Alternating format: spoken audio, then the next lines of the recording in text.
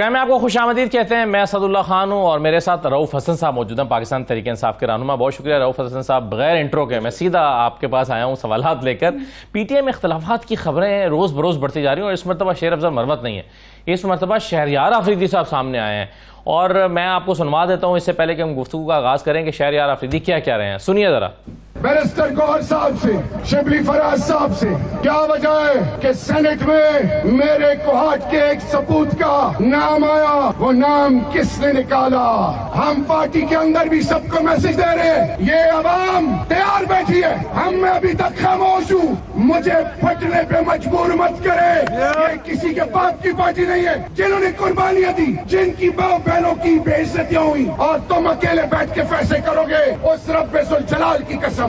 इसने कहा कि मैं खटक नहीं हूँगा, मैं कहता हूँ मैं कोहाट और पाकिस्तान का सपूत नहीं हूँगा। जो खान के खिलाफ जाएगा मैं उसके रास्ते में सबसे बड़ी रुकावट हूँ। गलत कह रहे हैं शहरयार आफरीदी रऊफ साहब? शहरयार आफरीदी पीटीआई का बहुत बड़ा असासा है। जो कुछ कहा है, कोई वजूहात होंगी, बैठेंगे, बात हो जाएगी, हल हो जाएगा। ये अगर हो गया होता तो शायद ये ना करना पड़ता उन्हें। देखिए, कंजेक्चर्स में नहीं जाना चाहिए, ठीक है। एक उनको फील किया है, उन्होंने फील किया है कि कोई गलत बात हुई है या कोई गलत पार्टी की टिकट दी गई है, तो वो मसले हल कर। पहले भी हमने अभी रिसेंटली देखे, I can't sit on judgement on people कि वो ठीक कह रहे हैं, गलत कह रहे हैं, क्योंकि पार्टी की टिकट्स देने की सिलसिले में मेरा कोई अमल दखल नहीं है। बाकी शहरयार आफरीदी का खड़े होकर ये कहना जो है बजाते खुद एक बड़ी इंपॉर्टेंट चीज़ है, बहुत वैल्यू रखता है, बहुत इंपॉर्टेंस रखता है। लेकिन वो बैठ जाएंगे उनके साथ, I am sure party leadership बैठ जाएगी, देख लेंगे। अभी देखिए 2 टिकट्स अवार्ड हुई, पार्टी ने अपनी गलती तस्लीम की और रिवर्स किया उन अवार्ड को, तो ये भी हो जाएगा अगर उसी किस्म की कुछ। ये फैसले कर कौन रहा है? पार्टी के अंदर एक मैकेनिज्म है, वो वही करते हैं लोग, करते हैं। वो मैकेनिज्म क्या है? चंद इंडिविजुअल्स हैं जो कि मतलब एक पार्लियामेंट्री बोर्ड्स बने हुए हैं, हर सूबे के लिए अलग-अलग होता है, वो लोग करते हैं, रिकमेंडेशन आती है, फिर उसको सेंट्रल लेवल को। खैबर पख्तूनख्वा के जो सेनेट के टिकट्स हैं वो किसने फाइनल किए हैं? मैं इंडिविजुअल्स का नाम नहीं ले सकता यहाँ, पार्टी के अंदर ऑफिशियल होगा ना जी, वही जो मैकेनिज्म है वही कर रहा है ना। नहीं, लेकिन अगर कोई बोर्ड कर रहा है तो वो बोर्ड तो एक ऑफिशियल बनाया गया होगा ना, उसमें छुपाने की क्या बात है? नहीं, वो मैं उसको इस पब्लिक फोरम के ऊपर नहीं डिस्कस करूंगा कि कौन लोग करते हैं। वो पार्टी ने रिस्पांसिबिलिटीज दी हुई हैं, मुझे रिस्पांसिबिलिटीज दी हुई हैं। अब मेरी रिस्पांसिबिलिटी जो है वो पब्लिक डोमेन में आती है, सो मैं आपके सामने बैठा हूं, आपके हर सवाल का जवाब देने के लिए तैयार हूं। लेकिन कुछ चीजें ऐसी होती हैं जो पार्टी के अंदरूनी मामलात होते हैं, बिल्कुल, और वो पब्लिक फोरम के ऊपर मैं बिलीव ही नहीं करता कि वो डिस्कस होनी चाहिए। कंसिक्वेंटली ये पार्टी के अंदर बैठ के, इंटरनल फोरम्स के ऊपर बैठ के शहरयार आफरीदी साहब के जो भी शिकवे हैं, जो भी गिले हैं, जो भी उन्होंने कहा है, उसको एड्रेस किया जाए। 2 लोगों के नाम ले रहे हैं, 2 लोगों से सवाल कर रहे हैं, इनफैक्ट वो एक बैरिस्टर गौहर से कर रहे हैं, एक शिबली फराज साहब से कर रहे हैं। इन्हीं दोनों का रोल है क्या एक नहीं ये नहीं नाम निकालने में? देख, नहीं ऐसा ये नहीं कहा जा सकता। बैरिस्टर गौहर साहब इसलिए कि he is the chairman of the party at this moment in time, और शिबली फराज साहब because he is the chief of staff. दोनों बहुत इंपॉर्टेंट पोजीशंस होल्ड करते हैं, तो शायद उस कॉन्टेक्स्ट में उन्होंने उनका नाम लिया हो, लेकिन मैं इससे ये नहीं समझ पाया कि वो इन 2 खास को ब्लेम कर रहे हैं। शहरयार आफरीदी साहब जो हैं वो उनको एक शिकवा ये भी है कि जिन लोगों ने कुर्बानियां दी हैं उनको उतनी अहमियत नहीं दी जा रही। ऐसा है, कुछ ऐसे लोग जो चले गए थे वो फिर खान साहब से मिलने के लिए जेल में चले गए, जो प्रेस कॉन्फ्रेंस करके चले गए थे, सेनेटर सैफुल्लाह न्याजी हैं जैसे। तो जब नेचुरली एक शख्स सोचेगा कि मैंने 8 महीने जेल काटी है और एक शख्स प्रेस कॉन्फ्रेंस करके भाग गया था और अब फिर जेल में आकर खान साहब से मिलकर अपनी लाइन सीधी कर रहा है, तकलीफ तो उसे होगी ना। देखिए, इसी सिलसिले में जो फोकल पर्सन्स अब चेंज किए गए हैं वो यही है, क्योंकि जेल की अथॉरिटीज़ जो हैं वो हमारे जो रिकमेंडेड नाम होते हैं उनको आगे नहीं लेके जाने देती, क्योंकि उनमें चेंजेस कर देते हैं, और वो जेल की अथॉरिटी से ज़्यादा वो लोग हैं जो कि एक्चुअली पावर वील्ड कर रहे हैं इस वक्त, वो करते हैं। जो कुछ ऐसे लोग पहुंच जाते हैं जो खान साहब ने कहा ही नहीं होता उनसे मिलने का, तो इसीलिए खान साहब ने फोकल पर्सन्स भी बदले हैं, 5 नए फोकल पर्सन्स को अपॉइंट किया है। कोर्ट के पास हम गए थे, इसी प्रॉब्लम को लेके कोर्ट के पास गए थे, उनकी इंस्ट्रक्शंस के मुताबिक ये फोकल पर्सन्स अब अपॉइंट हुए हैं, और ये उन लोगों का इंतखाब करेंगे जो कि खान साहब को। सैफुल्लाह न्याजी साहब को किसने मिलवाया खान साहब से? मुझे नहीं पता कि किसने मिलाया। फोकल पर्सन्स ने जो लिस्ट दी होती है 6 लोगों की या टीम, आपकी टीम ने। बहुत सारे लोग डायरेक्टली भी जाते हैं ना जी, अपने कहीं भी चले जाते हैं, उनके अपने कॉन्टैक्ट। लेकिन एसओपी तो ये कहते हैं कि जिससे मिलना चाहते हैं वो, अगर वो अप्रूव ना करे तो वो शख्स उस तक पहुंच नहीं सकता। यानी अगर मैं मिलना चाहता हूं और खान साहब कहें मैं तो इसलिए नहीं मिलना चाहता, तो वो शख्स तो नहीं आ सकता। देखिए, एक कमरे में जाकर बिठा देते हैं लोगों को, उनमें से वो लोग भी होते हैं जिनसे खान साहब मिलना चाहते हैं, वो उन लोग भी होते हैं जिनका खान साहब ने नहीं कहा होता मिलने के लिए उनको, वो बैठ जाते हैं। उसके बाद खान साहब नहीं, मैं नहीं कह सकता, मैंने पूछा नहीं है खान साहब से, ना मैंने पूछा उन लोगों से जिन्होंने नॉमिनेट किया। तो ये मतलब ये चीजें, these are not important things for me कि मैं करूं, मेरे और के लिए नहीं है, लेकिन शहरियार अफरीदी के लिए बहुत इंपॉर्टेंट है। शहरियार अफरीदी साहब को बैठेंगे जब तो मसला हल हो जाएगा उनका। तो अगर बैठने से मसला हल हो सकता है तो फिर शेर अफजल मरवत का मसला हल क्यों नहीं हो रहा? शेर अफजल मरवत साहब का क्या मसला नहीं हल हो रहा? मैं बताता हूँ आपको, सुनवाए जरा शेर अफजल मरवत साहब ने आज क्या कहा है, जरा ये भी सुन लें जी। मेरी खींचातानी हो रही है, जो कर रहे हैं अब खुल के उनके साथ में करूंगा, खान साहब को भी बताऊंगा, और ये मुझे नुकसान नहीं दे रहे हैं, कमबख्त मेरे साथ बुग़्ज़ मुआवे में पार्टी के काज को नुकसान दे रहे हैं। देखें इनका मसला मैंने अर्ज किया आपसे कि शहरियार अफरीदी ने ये मसला उठाया है, ये पार्टी फोरम के ऊपर डिस्कस होगा और ये मसला हल कर लिया जाएगा। अब पर्सन ए बी सी ये बात जो आपको समझ आ रही है, जो आप कह रहे हैं, ठीक नहीं, ये बात अब आप 50 लोगों की और शहादत या मुझे सुना दीजिए तो बात वहीं पहुंचेगी कि जी शहरियार अफरीदी एक पार्टी का बहुत बड़ा असासा है, हम उसको कॉम्प्रोमाइज नहीं कर सकते। वो पार्टी के फोरम पे बैठेगा, एक महज़ब तरीके से बात हो जाएगी, अगर जेन्युइन हुआ उसकी उसने जो कुछ कहा है उसको रेमेडी कर देंगे, खत्म। अब किसी शहादतें आप देंगे, ये कह रहे हैं कि ये एक ऐसी एग्जांपल सेट हो रही है कि अगर किसी शख्स को अपना मसला हल कराना हो तो फिर वो एक पब्लिक फोरम पर जाकर, अब दूसरी तरफ आ जाइए, जैसे ने किया। भाई मेरिट के नाम की कोई एक चीज है, MERIT, अगर शहरियार अफरीदी के कहने में मेरिट है तो मेरिट को एक्सरसाइज किया जाएगा, अगर नहीं है तो उनको बता दिया जाएगा। ये मतलब ये नहीं है कि जी इधर से भी आप आए और फिर उधर से आ जाएं। ये पॉलिटिकल कमेटी बनाई है, किसने बनाई सर? खान साहब ने जी, मैं मौजूद था, मेरी मौजूदगी में बनी है ये रिकमेंड किसने किया खान साहब को? नाम कोई नाम नहीं रिकमेंड किया, सब बैठे हुए थे, मैं था, हम लोग 6 लोग बैठे हुए थे, 7 लोग थे, 7 पीपल वे थे, और उन्होंने कहा कि 2 बातें उन्होंने की थी। एक उन्होंने कहा जी कि मैंने पॉलिटिकल कमेटी बनाई और ये इनके 14 नाम है, उन्होंने कहा वो 14 नाम जो हो गए, आज 5 नाम और आ गए, ठीक है ना जी, 19 हो गए, क्योंकि बलूचिस्तान और सिंध नॉट रिप्रेजेंटेड नहीं थे, तो वो उन्होंने अब कंप्लीट हो गई है कमेटी, 19 मेंबर्स की कमेटी बनेगी। ये पॉलिटिकल कमेटी है, ये तमाम पॉलिटिकल फैसले जो हैं वो ये कमेटी लेगी। ये आपने खान साहब से पूछा कि ये किस बुनियाद पे बना रहे हैं आप? मैं क्यों पूछूं? क्यों नहीं पूछ सकते? क्यों नहीं जिस काम में मेरिट होता है मैं तो सबसे ज्यादा मेरिट है, इसमें शाह फरमान का नाम शामिल है, शहरियार अफरीदी का नाम शामिल है। यू आर नोबडी टू जज अ पर्सन, ये पार्टी का मसला है, ये आपकी पार्टी के मसला है, आपकी पार्टी के लोगों को शिकायत, ये पार्टी का इंटरनल मामला आता है। हम जो जिनको शिकायत है वो भी हम उनसे डील कर लेंगे, वो हमारे लोग हैं, पीटीआई के लोग हैं, वो हमें अजीज हैं। देखिए मैं आपसे सवाल तो पूछ सकता हूं ना कि आप शाह फरमान को डाल रहे हैं और शहरियार अफरीदी को नहीं डाल रहे। खान साहब ने डाला, शाह फरमान साहब को क्यों डाल रहे हैं? खान साहब ने डाला ना, ठीक है ना जी। आप खान साहब से नहीं पूछ सकते? मैं क्यों पूछूं खान साहब से? क्यों नहीं? अगर वो मुझसे पूछेंगे तो मैं उनसे डिस्कस कर लूंगा। वहां जो माहौल होता है उस जेल में, क्या वहां कोई क्रेडिबल डिस्कशन हो सकती है? Why don't you raise that point? किस सिचुएशन में हम खान साहब से मिलते हैं? No no no no no, let's talk about that. No no no, let's talk about that. Inhuman situation में हमें मिलाया जाता है। कौन कर रहा है वो? क्या बात करें वो क्या सिचुएशन होती है? क्या होता है? 6-6 लोग सिपाही बैठे होते हैं, हर नोक एंड कॉर्नर जो होता है वो बग्ड होता है। क्या बात कर सकते हैं आप इस सिचुएशन में? कहीं कागज नहीं ले जाने देते, पेंसिल नहीं ले जाने देते, नोट नहीं लेके जा सकता अंदर कोई। What the hell are we talking about? आज जो उन्होंने बातें की हैं खान साहब ने, खान साहब ने तो अदालत में की है ना जी, अदालत में की है ना उन्होंने, जहान के उन्होंने टॉपिक्स पे बात की, अपनी अदालत में की है ना भाई, अदालत में किया। वो 2 लोग मीडिया के 4 लोग पहुंच के होंगे। हम जिस सिचुएशन में मिलते हैं, जिस एनवायरनमेंट में मिलते हैं, मैं वो उसकी बात कर रहा हूं। इसलिए आप समझते हैं कि लिस्ट अच्छी नहीं बन सकी? कौन सी लिस्ट? ये जो अच्छी लिस्ट है, जो कुछ भी है इस पे रेमेडी होना वो भी हो जाएगा। ये पार्टी का मसला है, ये पार्टी में होती रहती हैं चीजें, चेंज होते रहते हैं, नए लोग आते रहते हैं, रिप्लेसमेंट्स आती रहती है। ये भी तो मुमकिन है ना कि पार्टी आके इस पे गौर करे और अगली मीटिंग में खान साहब से कहे कि खान साहब इसमें ये थोड़ा प्लस माइनस देखेंगे ना, वो हम देखेंगे, वो हमारा मसला है, और लोगों का आउटसाइडर्स का मसला वो नहीं है, वो हमारा मसला है, इंटरनल प्रॉब्लम है। पार्टी के फोरम के ऊपर ये बात मसला बहुत सारे लोगों को इंपैक्ट कर रहा है ना। आपको तो नहीं कर रहा ना? 3 करोड़ लोगों ने, आपको तो नहीं लग रहा? कीजिएगा, वो हमारे वोटर्स है ना, हम उनसे डील करेंगे, वो हमारे वोटर 3 करोड़ वोटर, वो हमारा आन है, हमारी शान है, हमारा मान है, हम उनसे डील करेंगे। वोटर करोड़ आपका वोटर, आप बेचैन है इस लड़ाई पर? जो देखते हैं ठीक हो जाएगा, डोंट वरी। ये आप पिछले 15 महीने से आपने यही रखा हुआ है, एक ड्रामा लगाया हुआ सारे मीडिया ने, बगैर किसी सिचुएशन के कुक अप करके एक बंदे को 2 को खड़ा करके आप ये सुने जी, ये सुने। सब्सटेंटिव गुफ्तगू करें। राव असद साहब, साहब, देयर आर इश्यूज, सुनो राव साहब, सुने अगर सुने, मीडिया आपके देयर मतलब आर की बात कर रहा है तो मीडिया देयर बहुत आर अच्छा है। Issues in this country which you need to discuss, substantive issues, economy के ऊपर बात करें।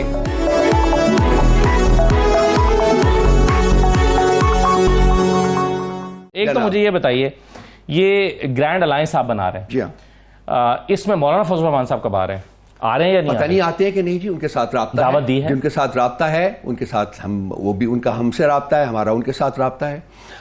ये not certain at this moment in time कि वो ज्वाइन करेंगे कि नहीं करेंगे। We is most welcome. उनके ज्वाइन करने या ना करने से क्या फर्क पड़ेगा? देखिए, हमने लॉन्च कर दी है, 6 जमातें इकट्ठी हैं, बाकी और जमातों से भी, उनके अलावा भी बहुत सी जमातें हैं जिनसे हमारा राब्ता हुआ है, और वो जमातें भी बहुत पॉजिटिवली इंक्लाइंड हैं कि जी वो ज्वाइन करेंगे। So you will hear news in the next 1 to 2 weeks time. मौलाना फजल रहमान की जमात के अलावा कुछ जमातों से आपका राब्ता हुआ है? जी हाँ, जी हाँ। फॉर एग्जाम्पल बस सिंध से जमातें हैं कुछ, उनसे राब्ता हुआ है, बलूचिस्तान से और हैं, उनसे राब्ता हुआ जीडीए है। की बात कर रहे हैं? तो मैं नाम नहीं लूंगा जी स्टेज के ऊपर, क्योंकि हम उनसे बात कर रहे हैं, तो एक नेशनल स्टेज के ऊपर हमारी डिस्कशन है। We don't want to talk about that in public forums. सही तो है। लेकिन होगा इंशाल्लाह ताला, आएंगी और जमातें आएंगी। सेनेट इलेक्शन खैबर पख्तूनख्वा में कब हो रहे हैं?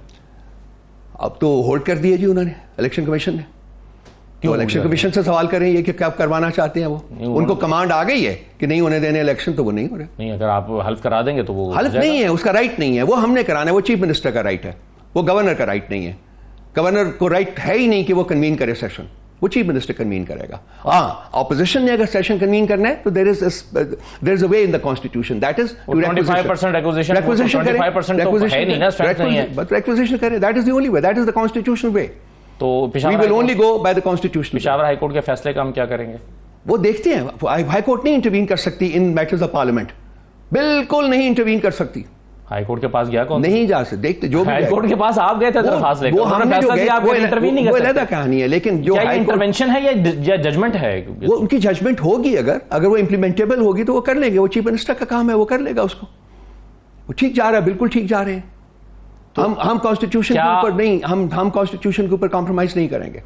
तो क्या ये कॉम्प्रोमाइज ना करने के लिए आप अपनी 9-10 सीटें सेनेट की जो हैं वो हमारी 9-10 सीटों के अलावा भी कोई नहीं रोक सकता, वो हमें मिलेंगी भाई। कैसे मिलेंगी? इलेक्शन मिलेंगी। आप भी यही हैं, मैं भी यही। मुकम्मल ईमान भी तो चल सकता है। आप भी चल, वो तो वो चलाते हैं ना जो कि कॉन्स्टिट्यूशन की मैसेकर करते हैं। हमारी तो कंटेंशन ये है कि जी ना कंप्लीट, जब आपने इस्तीफे दिए थे 16 महीने की जो गवर्नमेंट पीडीएम की आई थी, आप जब इस रिजाइन करके आ गए थे तो नामुकम्मल ईमान 1.5 साल तक चलता रहा था ना। तो क्यों चला वो? आपने सवाल उठाया? नहीं, हमने नहीं उठाया। तो फिर आपने उठाया कि कॉन्स्टिट्यूशन जो 2 प्रोविंशियल साल तक इशू ये रहा है, कोई इशू नहीं रहा। मैं भी यहां रहा हूं, मैं कहीं नहीं गया। उसके बाद 2 प्रोविंशियल गवर्नमेंट्स जो है वो अपने मैंडेट से आगे चली गई, इलीगल अनकॉन्स्टिट्यूशनल गवर्नमेंट्स। इस पर सेंटर जो है अनकॉन्स्टिट्यूशनल हो गया। अल्टीमेटली 5 की 5 हुकूमतें पाकिस्तान की अनकॉन्स्टिट्यूशनल एंड इलीगल थी। उन्होंने इलेक्शंस भी करवाए।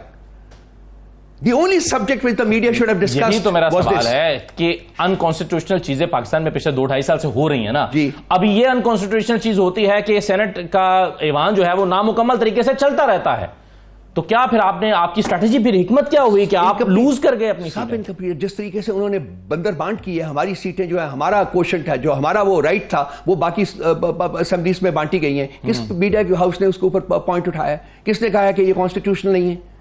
सवाए हमारे अपने लोगों के। रऊफ साहब, रोजाना टॉक शोज का मौजू ये होता है, आप क्यों नहीं देखते? रोजाना टॉक शोज का मौजू बना हुआ है पार्टी पीटीआई के अंदर की डिविजन। नहीं, ये भी यहाँ भी बैठता हूँ, ये मेरा तीसरा प्रोग्राम है। कम से कम 10 शोज तो मैंने किए होंगे। आपने किए होंगे, ये मैं तीसरा प्रोग्राम है जो आज क्या स्टोरी है ना सर? कल भी था यही, जब आपके इख्तलाफात की स्टोरी होगी तो यही डिस्कस होगा। 15 दिन से सिर्फ यही डिस्कस हो रहा है। तो आप अपना मौजू बदले, फिर नहीं आप अपना मौजू बदले।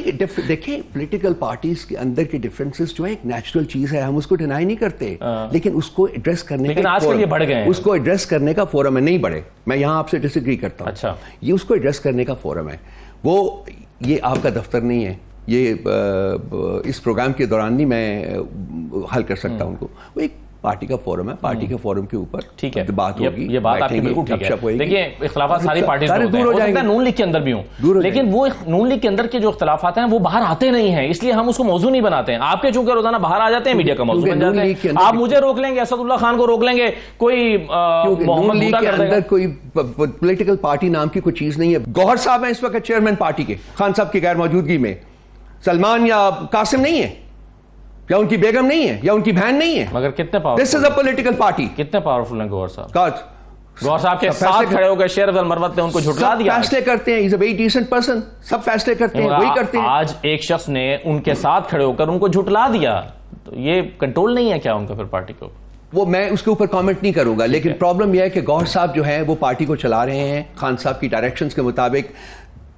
Chairman for life is one person called Imran Ahmad Khan Niazi, वो है, और उन्हीं की डायरेक्शन और उन्हीं की गाइडेंस के मुताबिक जो है वो पार्टी चल रही है। लेकिन उसको चला कौन रहा है? वो चला रहे हैं गौहर साहब और पार्टी के जो बाकी फंक्शनरीज हैं। सो ये फर्क है एक पॉलिटिकल पार्टी में और एक फैमिली फीफडम में, एक फैमिली हायरार्की में, जो कि शरीफ और जरदारी चलाते हैं। सही है, ये सब खरीदे हुए लोग हैं। ये बताइए रऊफ साहब के ये जो जजेस को धमकी आमेज खत, पाउडर भरे खत जा रहे हैं, ये आप क्या देख रहे हैं? क्या हो रहा है? कौन कर रहा है? कैसे हो रहा है? क्या वजह है इसकी? इसका मकसद क्या है? जो लीगल फ्रेटर्निटी में जब से हिलजुल हुई है थोड़ी सी, 6 लेटर्स लिखेंगे, उसके अलावा वो 300 जो लॉयर्स हैं उन्होंने खत लिखा है, उसके ऊपर बड़े लोगों के पर चले हैं, तो उसके बाद ये हुकूमत ने करना ही था ना।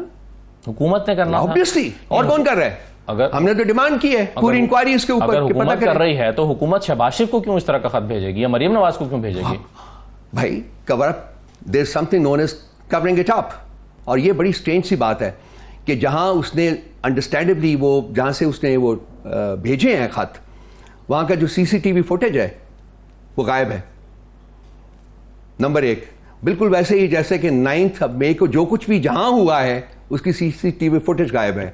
जिस तरीके से खान साहब को अरेस्ट किया गया है उसकी फुटेज गायब है। तो ये आप मिलाए ना जरा साहब। ये बताइए, जब आप मीडिया इसी के ऊपर बात करते हैं, जब मीडिया इसी पे बात कर रहा हूं, जब मीडिया के हवाले से बात करते हैं तो कहते हैं कि जी मीडिया जब कोई बात करता है उसके बाद सबूत होने चाहिए, ये सियासतदान इसको प्रैक्टिस क्यों नहीं करते? आप अपनी इंटेंशन अपने ड्यू कोर्स ऑफ टाइम, मैं I am a political thinker basically, I can understand and I know these people very well. मैं उनकी सोच जो है, मैं उनकी सोच की समझ रखता हूं कि किस तरीके से सोचते हैं। ये स्ट्रेट सोच नहीं है इन लोगों की, ये टीवीएस सोच रखते हैं। ये इन्होंने जुडिशरी को अंडर प्रेशर पास में किया है। सुप्रीम कोर्ट के ऊपर अटैक हुआ था कि नहीं हुआ था? रऊफ साहब, ये जो आप एक ईद के बाद लॉन्च करने जा रहे हैं अपना प्रोटेस्ट, इससे आउटकम क्या हासिल करना चाहिए? टारगेट क्या है इसका? चेंज।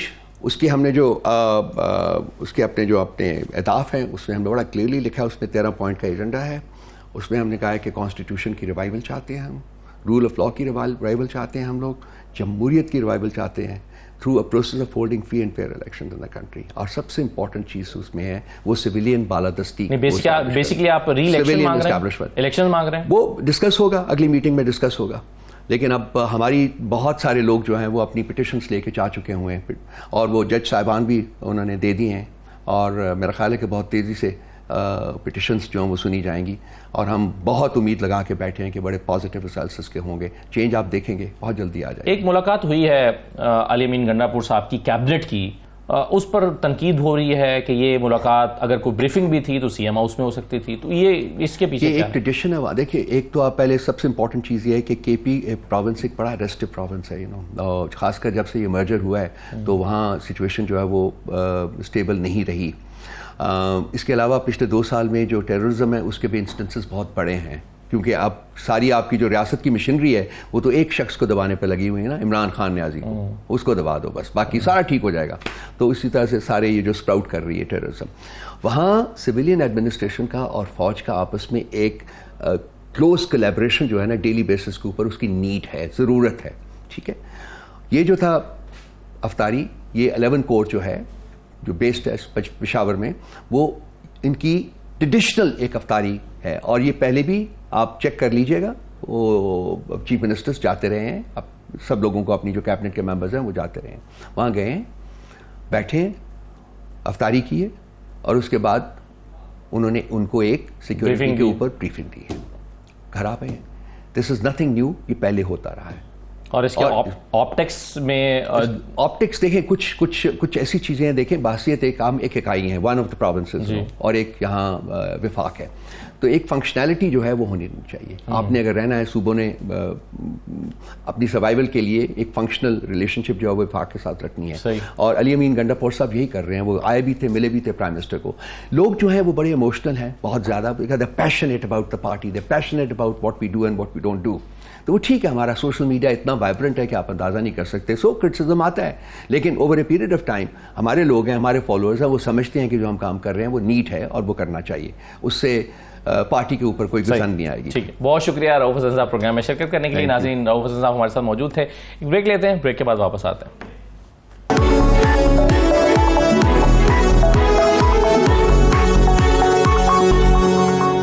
ब्रेक के बाद दोबारा आपको खुशामदीद कहते हैं। पाकिस्तान पीपल्स पार्टी के सीनियर रहनुमा नैयर बुखारी साहब हमारे साथ मौजूद हैं। बुखारी साहब, बहुत शुक्रिया, खुशामदीद आपको प्रोग्राम में। बुखारी साहब, ये सेनेट इलेक्शंस का मामला है और चेयरमैन सेनेट और डिप्टी चेयरमैन सेनेट के अब इलेक्शंस होने हैं।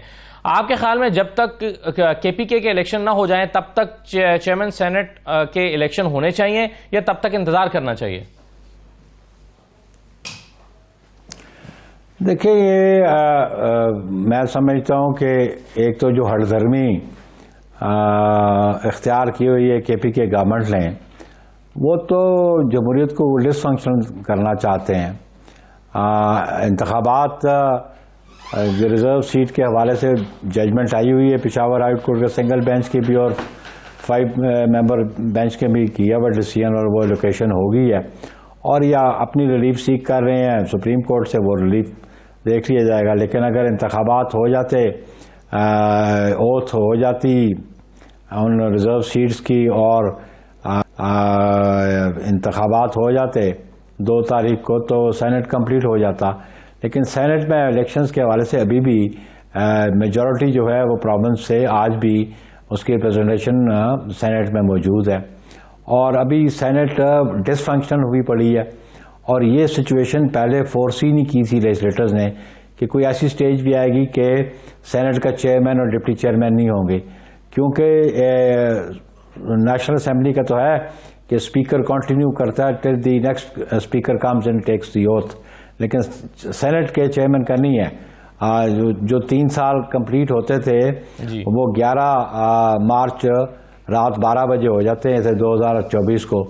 उसके बाद कोई सेनेट का चेयरमैन भी नहीं है, क्योंकि इससे पहले 12 मार्च को हमेशा इंतखाबात हो जाते थे, और उसी दिन सेनेट जो इनकमिंग सेनेटर थे वो ओथ भी लेते थे आफ्टर 3 ईयर्स, और उसी दिन चेयरमैन और डिप्टी चेयरमैन का इंतखाब भी हो जाता था। आप समझते कि एक पार्लियामान का एक हाउस डिसफंक्शन तो नहीं रह सकता, और मेजॉरिटी जो है, जो 23 मेंबर की रिप्रेजेंटेशन है ईच प्रोविंस की, तो 12 तो ऑलरेडी मौजूद हैं केपीके से, और 9 तारीख को प्रॉबेबली ओथ लिया जा रहा है। लेकिन इस तमाम की जिम्मेदारी केपीके की प्रोविंशियल गवर्नमेंट पे आती है कि वो इस पार्लियामान को डिसफंक्शन रखना चाहते हैं। लेकिन सर भाई साहब, अब आपका इसमें राय क्या होगी कि चूंकि एक आर्गूमेंट किया आया था कि चूंकि केपी का ईवान मुकम्मल नहीं है इसलिए वहां सेनेट इलेक्शन नहीं हो सकता, अब चूंकि सेनेट का ईवान भी मुकम्मल नहीं है तो चेयरमैन सेनेट का इलेक्शन भी हो सकेगा, मतलब फिर ये वो फॉर्मूला तो यहां पे भी अप्लाई होगा? नहीं, देखें, इस पे कोई अभी बार तो नहीं है, कोई बार मुझे कोई प्रोविजन बता दें आइन की जिसमें यह लिखा हो कि अगर कोई वैकेंसी है सेनेट में तो उसकी वजह से सेनेट का फंक्शनल नहीं हो सकता। मुझे कोई प्रोविजन बता दें कि वैकेंसी की बुनियाद पे हाउसेस जो है नामुकम्मल नहीं होते। तो ये 11 वैकेंसीज आप कह सकते हैं एट दी मैक्सिमम। सर, क्या कोई ऐसी प्रोविजन मौजूद है कि अगर केपी का ईवान मुकम्मल ना हो तो फिर वहां पर सेनेट इलेक्शन नहीं हो सकते? केपी का ईवान कैसे मुकम्मल नहीं है? वैकेंसी की बुनियाद पे आप प्रोसीडिंग्स रुक तो नहीं सकते। इलेक्शन कमीशन ने नहीं कराया ना, पूछ रहे सर। इलेक्शन कमीशन ने इलेक्शन कमीशन का मौक़िफ़ ये था, इलेक्शन कमीशन ये कहता कि चूंकि केपी का ईवान मुकम्मल नहीं है इसलिए वहां पर सेनेट इलेक्शन नहीं करवाएगा ना। मैं समझता हूं कि वैकेंसी की बुनियाद पे प्रोसीडिंग रुका नहीं करती।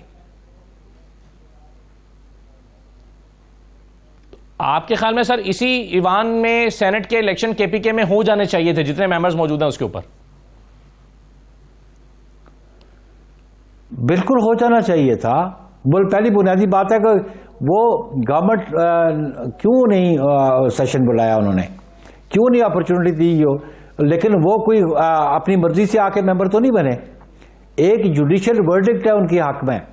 वो जो रिजर्व सीट्स एलोकेट हुई हैं, वो एक जुडिशियल वर्डिक्ट उसको स्ट्रेंथन करती है। 5 मेंबर्स जो बेंच था, जो 13 मार्च को प्रोसीडिंग्स हुई, उसकी जजमेंट सामने है।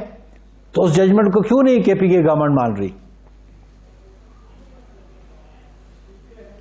सही है, बिल्कुल सही है।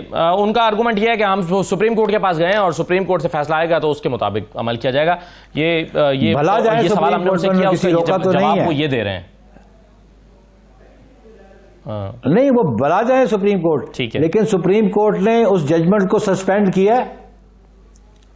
वो जो पेशावर हाई कोर्ट की जजमेंट है, उसको सस्पेंड किया उन्होंने।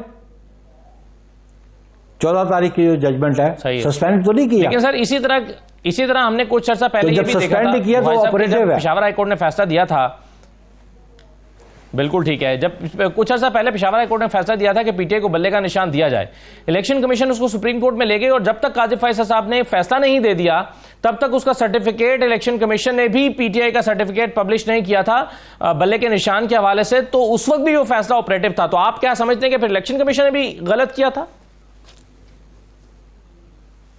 देखिए जी, इलेक्शन कमीशन जो है, पॉलिटिकल पार्टीज एक्ट को देख लिया जाए, हवा में बात ना की जाए। जब कोई पॉलिटिकल पार्टी इलेक्शन एक्ट की प्रोविजंस पे अमल दरामद नहीं करती, उसकी रिक्वायरमेंट्स पूरी नहीं करती, तो उनको इंतखाबी निशान कैसे मिल सकता है वो किसी भी सियासी जमात के लिए? और हर इंतखाबात से पहले पॉलिटिकल पार्टी से एप्लीकेशंस मांगी जाती हैं सिंबल के लिए, और उनके लिए जरूरी है कि political parties intra party elections करवाएं और अपने अकाउंट सबमिट करें। अगर किसी पॉलिटिकल पार्टी ने इंट्रा पार्टी इलेक्शन नहीं कराए तो उसने इलेक्शन एक्ट की वायलेशन की, और इलेक्शन एक्ट की अगर वायलेशन की तो फिर वो पॉलिटिकल पार्टी एंटाइटल्ड नहीं है इलेक्शन सिंबल के लिए। सही सर, मेरा आर्गुमेंट तो ये था कि इलेक्शन पेशावर हाईकोर्ट ने तो मगर फैसला दे दिया था ना, उस पर तो इंप्लीमेंट होना चाहिए था इलेक्शन कमीशन की तरफ से, जैसे आप आज कह रहे हैं कि नहीं देखा ना, उसमें इंप्लीमेंट होना था, नहीं देखा होना चाहिए था। अभी तो उन्होंने पिटीशन फाइल नहीं ना की, अभी पिटीशन तो अभी जो सेशन था 2 का, उसके बाद वो फाइल कर रहे हैं। लेकिन इलेक्शन कमीशन जब गया था वो अग्रीव्ड था, तो जब पिटीशन फाइल होगी मामला सब जुडिस हो गया। तो जब मामला सब जुडिस हो गया तो आप ये कहते हैं अगर इलेक्शन कमीशन दे देता अल्टीमेटली वो सेट डिसाइड हो गया, तो वो तो फ्यूटाइल एक्सरसाइज थी ना। इलेक्शन कमीशन दे भी देता लेकिन अल्टीमेटली डिसीजन तो फाइनल सुप्रीम कोर्ट ने करना था, और सुप्रीम कोर्ट ने वो फाइनल डिसीजन कर दिया और बिफोर इलेक्शन कर दिया। तो उसमें तो ऐसा कोई किसी को ग्रीवेंसेस नहीं होने चाहिए। सही है, ठीक है। चलें सर, मैं एक सवाल और आपके सामने रखना चाहता हूं। एक तो आपके वोट से इनफैक्ट हुकूमत बनी हुई है नून लीग की, मगर नून लीग के ही कुछ रहनुमा जैसे कि जावेद लतीफ साहब हैं, वो अलेज कर रहे हैं कि सिंध में भी इलेक्शन मैनेजमेंट हुई है और वो अलेज कर रहे हैं कि पीपल्स पार्टी भी उसकी बेनिफिशियरी है। आप कैसे रिस्पॉन्ड करना चाहेंगे इस एलिगेशन को? देखिए, जावेद लतीफ के बात मैं कमेंट नहीं करना चाहूंगा। अगर वो एग्रीव्ड हैं तो वो जो फोरम्स अवेलेबल हैं इलेक्शंस के हवाले से, इलेक्शन ट्रिब्यूनल्स हैं, इलेक्शन कमीशन है, वो जावेद लतीफ साहब इलेक्शन हार के बैठे हुए हैं, तो वो उधर जाकर रजू कर रहे हैं। और उनको अगर बात करनी है तो अपने पार्टी के प्लेटफॉर्म पे करें, उनकी गवर्नमेंट बैठी हुई है, it is between him and his party, you know.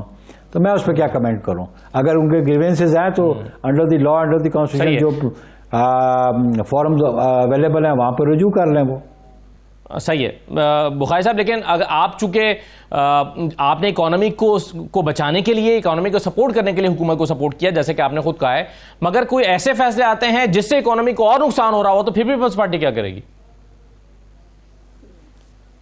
फिर मैंने कहा कि let them come to the parliament.